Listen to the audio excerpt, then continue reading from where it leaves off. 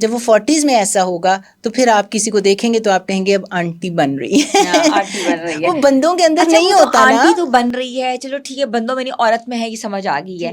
مگر یہ بھی کہا جاتا ہے کہ 45 سال کی عمر کے بعد انٹیمیسی لیول بھی عورت کا کم ہو جاتا ہے.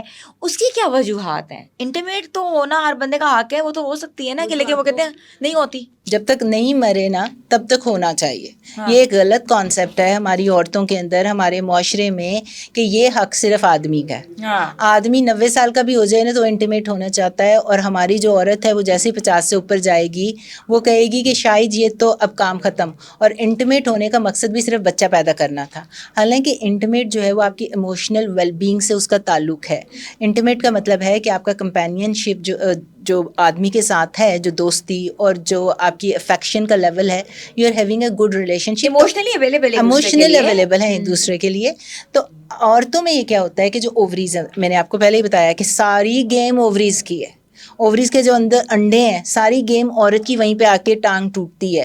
اب آپ کان ادھر سے پکڑو ادھر سے پکڑو, آپ جو مرضی کہہ دو کہ آج کی عورت نے بڑی ترقی کر لی, آج کی عورت جتنی مرضی ترقی کر لے, اللہ میاں نے جو آپ کو انیٹمی اور فزیولوجی بنا کر بھیجی ہے, آپ کی جس چیز کو خدا نے بنا دیا, ہم اس چیز سے نہیں لڑ سکتے. سائنس نے ترقی کر لی ہے کہ آہستہ آہستہ جو ہے, جو ہارمونز ختم ہو گئے, ہم ہارمونز واپس دے دیں گے تو اس کی بیماریاں ختم کر دیں گے, لیکن انڈے تو واپس نہیں دے سکتے نا.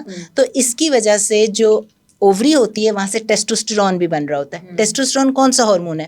ٹیسٹوسٹیرون وہ والا ہارمون ہے جو میل کا ہارمون ہے. اور انٹرسٹنگلی ہمیں یہ بتایا نہیں جاتا, اور اتنی کم علمی ہے کہ ہم سمجھتے ہیں کہ یہ تو آدمیوں کا ہارمون ہے, یہ تو عورتوں میں ہوتا نہیں. حالانکہ سب سے زیادہ ہارمون جو ابنڈنٹ میکسیمم کوانٹٹی میں عورت کے اندر بنتا ہے وہ ٹیسٹوسٹیرون ہے, اور وہ ٹیسٹوسٹیرون ہی آگے جا کے ایسٹروجن میں بنتا ہے. ٹھیک ہے. تو ٹیسٹوسٹیرون کو ہمارے معاشرے میں سمجھاتا ہے میل ہارمون ہے, سیکس کا ہارمون ہے, انٹیمیسی کا ہارمون ہے. حالانکہ یہ صرف سیکشول لائف کا یا آپ کی بہتر سیکشول لائف کرنے کے لیے نہیں ہے, اس کے اور بڑے فوائد ہیں. یہ آپ کو صحت مند رکھتا ہے. جو عورتیں ہوتی ہیں نا 40s میں آ کے کہتی ہیں مجھے چیزیں بھولنا شروع ہو گئی ہیں, برین فاگ ہو گیا ہے, نام بھولنا شروع ہو گئے ہیں, کہیں چیز رکھتی ہوں بھول جاتی ہوں, نماز کی رکعت بھول جاتی ہوں, فریج کھولتی ہوں یاد نہیں رہتا کہ میں نے فریج کھولی کیوں تھی, مجھے کرنا کیا تھا. برین فاگ, کلیئرٹی جو ہوتی ہے, کلیئر سوچتی نہیں ہیں عورتیں. آدمی دیکھیں آپ نے کبھی, وہ کتنے اچھے فیصلے کرتے ہیں, ان کے اندر پاور ہوتی ہے ایک فیصلہ کرنے کی.